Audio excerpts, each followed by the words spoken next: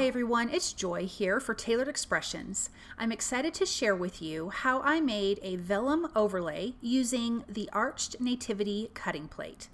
Now I'm going to show you all the products that I used. This is the Arched Nativity Cutting Plate. Then I'm using the Follow the Star die cut, the Arched Stacklets die, the Arched Masking Stencil, in reverse Christmas Simple Strips, and the Coordinating Simple Strips die.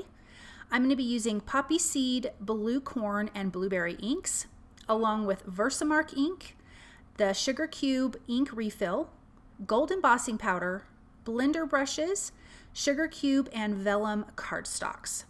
Now I have a piece of sugar cube cardstock, A2 sized, and I have that taped down to my grid paper. I have the largest arched masking stencil taped down on top. I'm going to start inking this background up.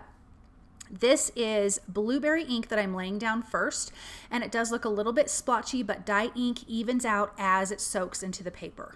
I'm going to come in with blue corn ink and just ink on the outside edges, coming in a little bit further to the center, but still leaving that center the light blueberry color. I am also going to ink up a little bit heavier using that blue corn ink because I really want this to have a really light center and a really dark outside edge.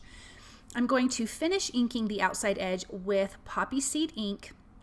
I am going to be careful to not cover up all of that blue corn ink, but as you can see here, it is just getting really dark and beautiful.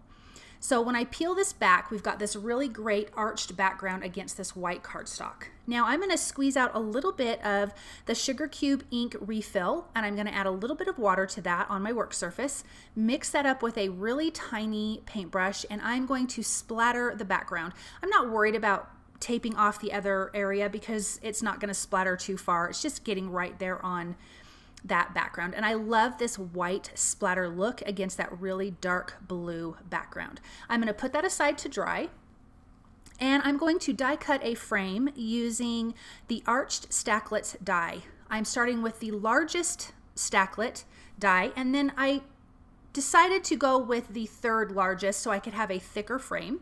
I'm going to tape that in place and then run that through my die cut machine. I will ink this up using the blue corn and poppy seed ink. I'm going to do that off camera, but I'm not going to add any white splatters to it, but it'll mimic the outside edge of the arch we already have inked up on our background panel. So now we have this great little frame that's going to go over the outside of our inked up background. Now here is the Follow the Star die cut, and I've die cut that from sugar cube cardstock, and I'm actually going to leave the buildings and the three wise men white because I think that would be really pretty on this background. Now I have a large piece of vellum and the Arched Nativity Cutting Plate. I'm going to tape this in place, and I have the cutting plate down a little bit from the top, so I have a longer top piece above my cutting plate. I'm going to show you right here of the vellum. We need that because we're going to fold that down to glue behind our card panel.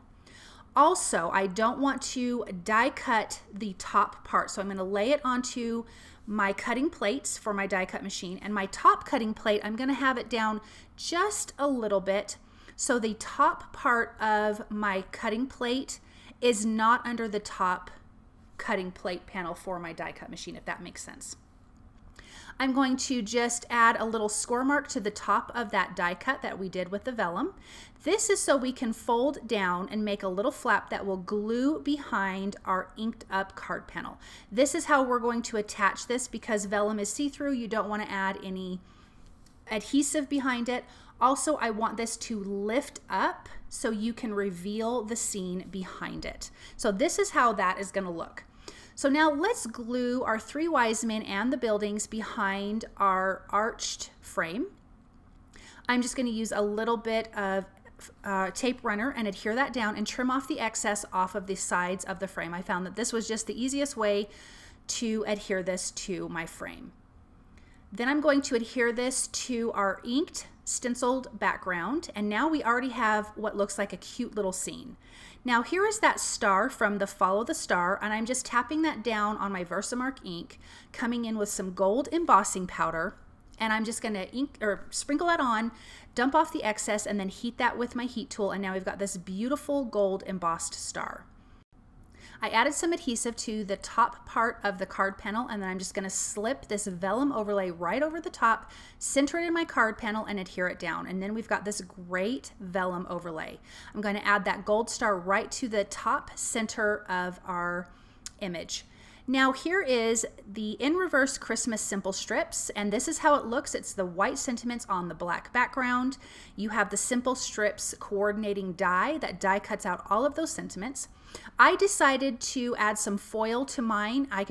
You just add some foil sheets to the top of that, run that through your ink machine, and you've got some foiled sentiments. I'm going to adhere down this simple strips die, and as you can see here, I am lining up the white squares on the piece of cardstock with the open squares on the die cut, and that's how you know everything is going to die cut perfectly and is in place. So I'm making sure everything is nice and squared, and I'm just going to tape that down using some low tack tape and then run that through my die cut machine. When I pull that out, I have all of these finished die cut sentiments. The one that we're going to use for this card says, "For unto us a child is born." Now you could adhere it to the top of the vellum, but I wanted to adhere it underneath to the little scene that you are going to see once you lift up that vellum overlay. I just used some tape runner to adhere that down. You still can see the sentiment even though it is behind the vellum, but once you lift that vellum overlay up, then you have that great little scene behind it. This card was super simple to make, but it is really, really gorgeous. I love the vellum overlay. I love the white images in the background, and then you've got that beautiful blue and gold. This turned out to be a really fantastic card. And then I added another cute sentiment on the inside that says, "Wishing you a very Merry Christmas." Thank you guys so very much for stopping by and watching. You can find all of these products at the Tailored Expressions web store at tailoredexpressions.com.